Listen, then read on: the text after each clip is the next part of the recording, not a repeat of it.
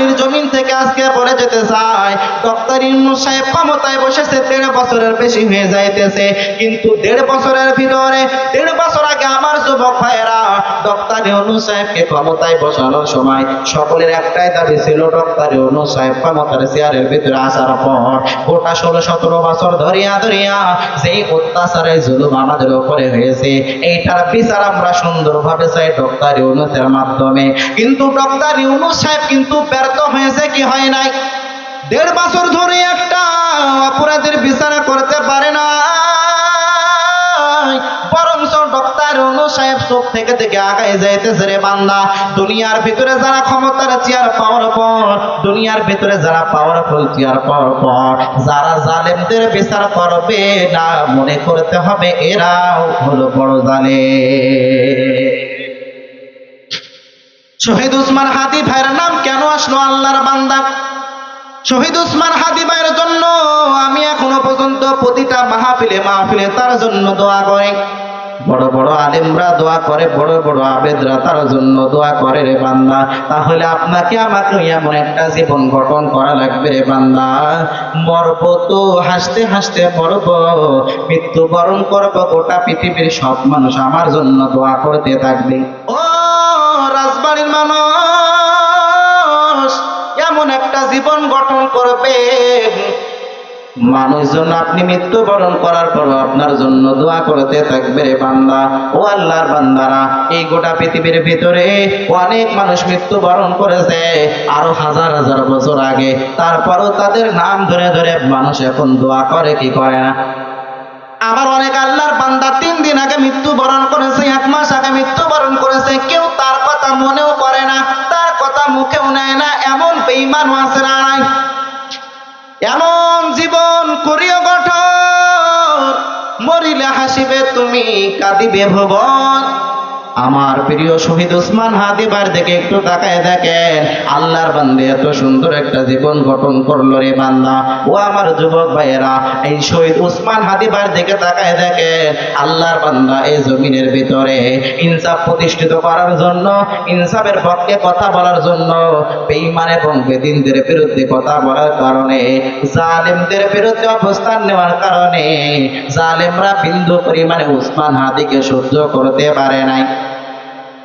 উসমান হাদী দুনিয়ার ভিতরে থাকাকালীন বারবার আল্লাহর কাছে দোয়া করতো আর বলতো, ও দয়ার মালিক, তুমি যেহেতু মৃত্যু আমাকে দিবাই, তাহলে তুমি আমাকে শাহাদাতের মৃত্যু দিয়ে দিও।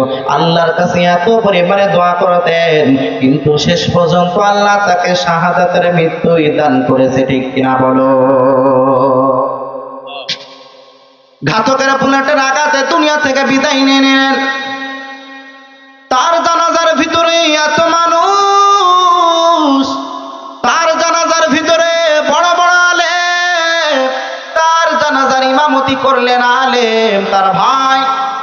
ও আল্লাহর বান্দারা, শহীদ উসমান হাদী ভাই মৃত্যুবরণ করেছে, শাহাদাতের পেয়ালা পান করেছে, তারপরও মানুষ এখনো তার জন্য কান্না করে কি করে না?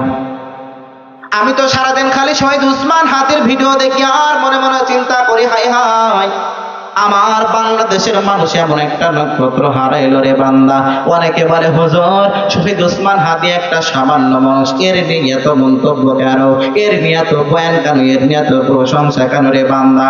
ও আল্লাহর বান্দারা, শহীদ উসমান হাদী ভাই তার টকশোগুলো একটু দেখবেন, এমন ভাবে বলিষ্ঠ কণ্ঠে সে কথা বলে গিয়েছেন, এই দেশে কোটি কোটি টাকার মালিক ক্ষমতায় চেয়ারে বসেও এমন শক্ত কথা বলতে পারে না।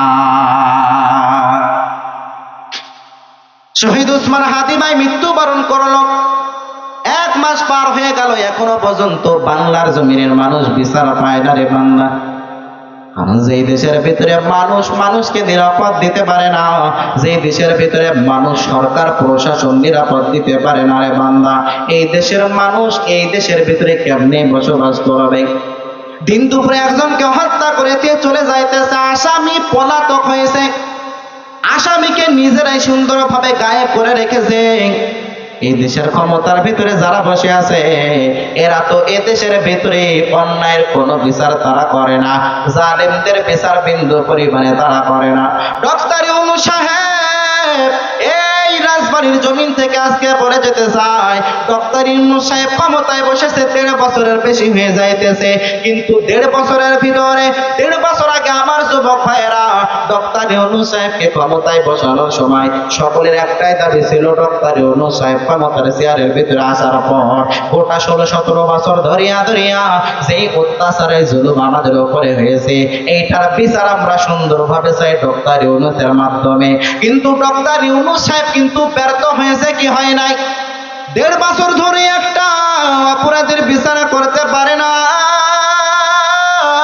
বরঞ্চ ডক্টর ইউনূস সাহেব চোখ থেকে আগায় যাইতেছে রে বান্দা। দুনিয়ার ভিতরে যারা ক্ষমতার চেয়ার পাওয়ার পর, দুনিয়ার ভিতরে যারা পাওয়ারফুল চেয়ার পাওয়ার পর যারা জালেমদের বিচার করবে না, মনে করতে হবে এরাও হলো বড় জালেম। শহীদ উসমান হাদী ভাইয়ের নাম কেন আসলো? আল্লাহর বান্দা শহীদ উসমান হাদী ভাইয়ের জন্য আমি এখনো পর্যন্ত প্রতিটা মাহফিলে তার জন্য দোয়া করি। বড় বড় আলেমরা দোয়া করে, বড় বড় আবেদরা তার জন্য দোয়া করে রে বান্দা।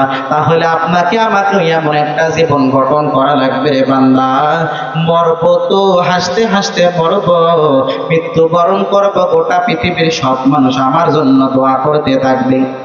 কিন্তু আপনি কেমন জীবন গঠন করে দুনিয়া থেকে বিদায় নিয়ে নেন?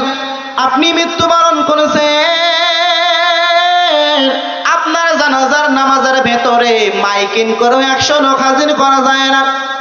মানুষজন বলে অমুকের জানাজা পড়তে কেমনে যাইব, ও তো দুনিয়ার ভিতরে থাকতে ইসলামের বিরোধিতা করত, ও তো দুনিয়ার ভিতরে থাকতে আলেম ওলামাদেরকে দেখতে পারতো না, মসজিদ দেখতে পারতো না, মাদ্রাসা দেখতে পারতো না, দাড়িওয়ালা টুপিওয়ালা দেখতে পারতো না। এমন মানুষ সমাজের ভিতরে আছে না নাই? এরা মৃত্যুবরণ করলে জানাজা পড়ানোর হুজুরও খুঁজে পাওয়া যায় না, বরঞ্চ ভাড়া করে করে টাকা দিয়ে জানাজার নামাজ পড়ানো লাগে রে বান্দা। ও আমার কালোখালী এলাকার মানুষ, ও আমার কলিজার টুকরা যুবক ভাই, তাহলে এমন একটা জীবন আমাদের গঠন করা লাগবে রে বান্দা। জীবনে যাই করতে পারি আর নাই করতে পারে, মানুষের সাথে কখনো বাজে আচরণ করব না, মানুষের সাথে কখনো খারাপ আচরণ করব না। আপনি বাজে আচরণ করে দুনিয়া থেকে বিদায় নেবেন, মৃত্যুবরণ করবেন, 20 বছর পরে মানুষ আপনার জন্য বদদোয়া করবে।